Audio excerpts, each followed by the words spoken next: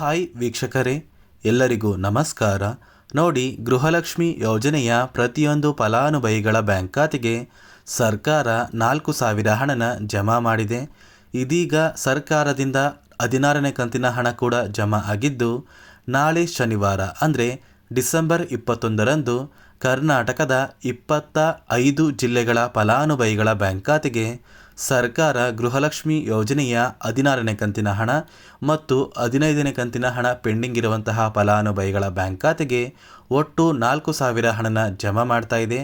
ಹಾಗಾದರೆ ಬನ್ನಿ ವೀಕ್ಷಕರೇ, ಯಾವ ಜಿಲ್ಲೆಗಳಿಗೆ ಹಣ ಜಮಾ ಆಗ್ತಾ ಇದೆ ಮತ್ತು ಸರ್ಕಾರದಿಂದ 5 ಹೊಸ ನಿಯಮಗಳು ಕೂಡ ಜಾರಿಗೆ ಬಂದಿದೆ. ಆ ನಿಯಮಗಳು ಏನು ಅಂತ ತಿಳ್ಕೊಳ್ಳೋಣ.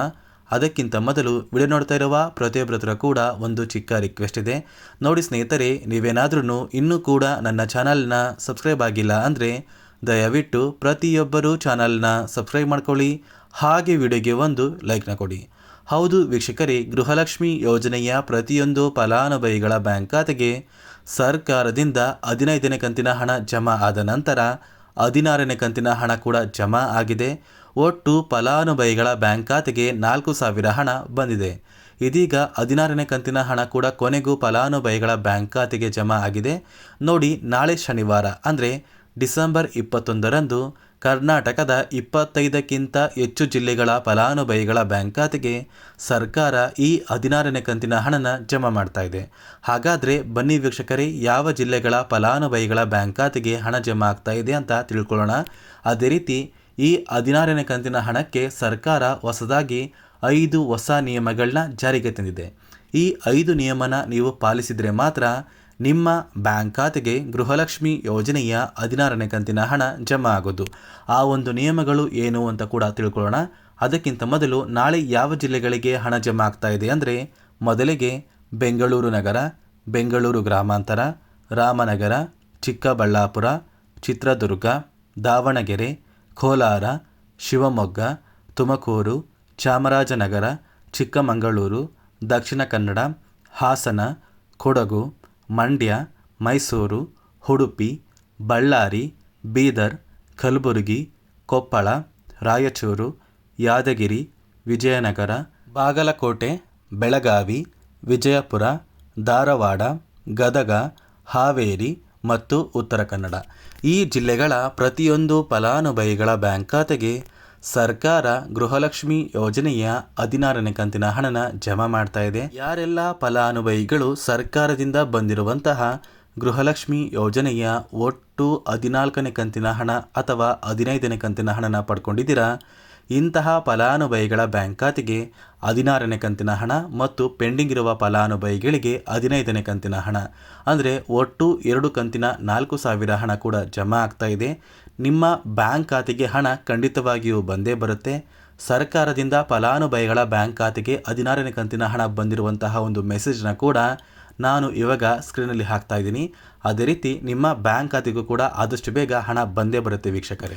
ಅದೇ ರೀತಿ ಸುಮಾರು 1,30,000 ಫಲಾನುಭವಿಗಳ ಬ್ಯಾಂಕ್ ಖಾತೆಗೆ ಈ ಬಾರಿ 16ನೇ ಕಂತಿನ ಹಣನ ಸರ್ಕಾರ ಕ್ಯಾನ್ಸಲ್ ಮಾಡಿದೆ.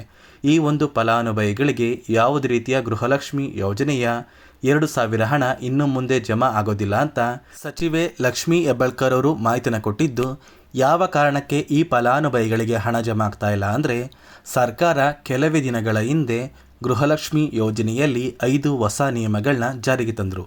ಆ 5 ನಿಯಮದ ಆಧಾರದ ಮೇಲೆ ಫಲಾನುಭವಿಗಳ ಬ್ಯಾಂಕ್ ಖಾತೆಗೆ ಈ 2,000 ಹಣ ಜಮಾ ಆಗ್ತಾ ಇದೆ.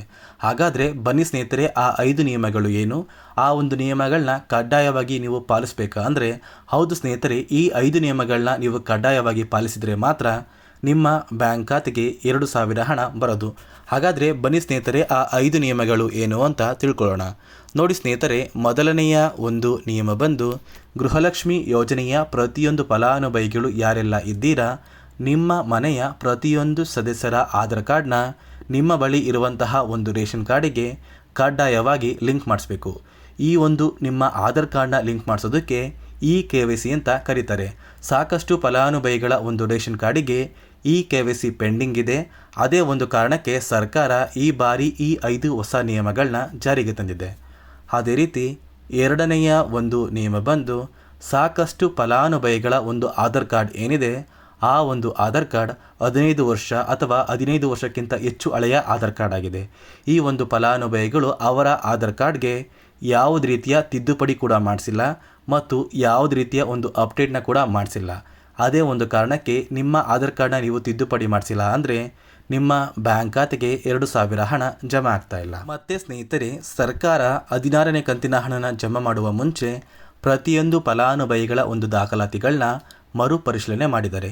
ಈ ಒಂದು ಸಂದರ್ಭದಲ್ಲಿ ಫಲಾನುಭವಿಗಳು ಸರ್ಕಾರಕ್ಕೆ ತೆರಿಗೆನ ಕಟ್ತಾ ಇರೋದು ತಿಳಿದು ಬಂದಿದೆ. ಅದೇ ರೀತಿ 4ನೆಯ ಒಂದು ನಿಯಮ ಬಂದು ಸರ್ಕಾರದಿಂದ ಬರುವಂತಹ ಒಂದು ರೇಷನ್ನ ಕಳೆದ 3 ತಿಂಗಳಿಂದ ನೀವು ಪಡ್ಕೊಂಡಿಲ್ಲ ಅಂದರೆ ನಿಮ್ಮ ಬ್ಯಾಂಕ್ ಖಾತೆಗೆ ಗೃಹಲಕ್ಷ್ಮಿ ಯೋಜನೆಯ ಹಣ ಜಮಾ ಆಗೋದಿಲ್ಲ. ಮತ್ತು ಸ್ನೇಹಿತರೆ, 5ನೆಯ ಒಂದು ನಿಯಮ ಬಂದು ನಿಮ್ಮ ಒಂದು ವಾರ್ಷಿಕ ಆದಾಯ 7 ಲಕ್ಷಕ್ಕಿಂತ ಕಡಿಮೆ ಇರಬೇಕು. ಒಂದು ವೇಳೆ ವಾರ್ಷಿಕ ಆದಾಯ 7 ಲಕ್ಷಕ್ಕಿಂತ ಜಾಸ್ತಿ ಇದ್ದರೆ ನಿಮ್ಮ ಬ್ಯಾಂಕ್ ಖಾತೆಗೆ ಗೃಹಲಕ್ಷ್ಮಿ ಯೋಜನೆಯ ಹಣ ಬರೋದಿಲ್ಲ. ಈ 5 ನಿಯಮದ ಆಧಾರದ ಮೇಲೆ ಪ್ರತಿಯೊಂದು ಫಲಾನುಭವಿಗಳಿಗೂ ಹಣ ಜಮಾ ಆಗ್ತಾ ಇದೆ.